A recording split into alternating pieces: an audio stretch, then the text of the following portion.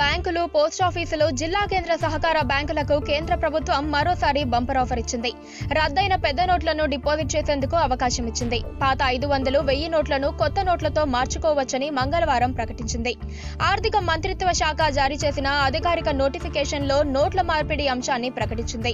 Bank, post office లేదా జిల్లా central cooperative బ్యాంకులు తమ దగ్గర ఉన్న పాత నోట్లను రిజర్వ్ బ్యాంకు ఏ కార్యాలయంలో అయినా మార్పిడి చేసుకోవచ్చని తెలిపింది.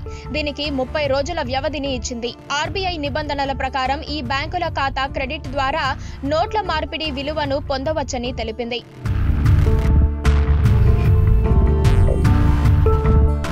సహకార బ్యాంకుల్లో ఇబ్బడి ముబ్బడిగా ఉన్న పాత నోట్ల నిల్వలు, రైతులకు రుణాలు అందించేందుకు అనేక జిల్లాల కోఆపరేటివ్ బ్యాంకుల దగ్గర తగిన నిధులు లేవన్న నివేదికల నేపథ్యంలో ఆర్బీఐ నిర్ణయం తీసుకుంది.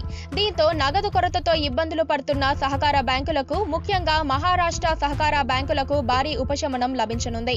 మరోవైపు సహకార బ్యాంకులలో కూడా పాత 500, 1000 రూపాయల నోట్లను జమ చేసుకునే అవకాశం కల్పించడంతో కుప్పలు తెప్పలుగా డిపాజిట్లు వచ్చి చేరాయి.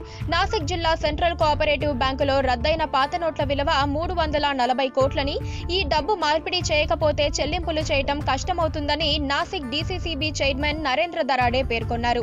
అయితే డిమానిటైజేషన్ తర్వాత దాదాపు 6 నెలల తర్వాత పాత కరెన్సీ నిల్వలు భారీగా ఉన్నాయని, మార్పిడికి అవకాశం ఇవ్వాలన్న ప్రతిపాదనను రిజర్వ్ బ్యాంక్ ఆఫ్ ఇండియా నిరాకరించిన సంగతి తెలిసిందే.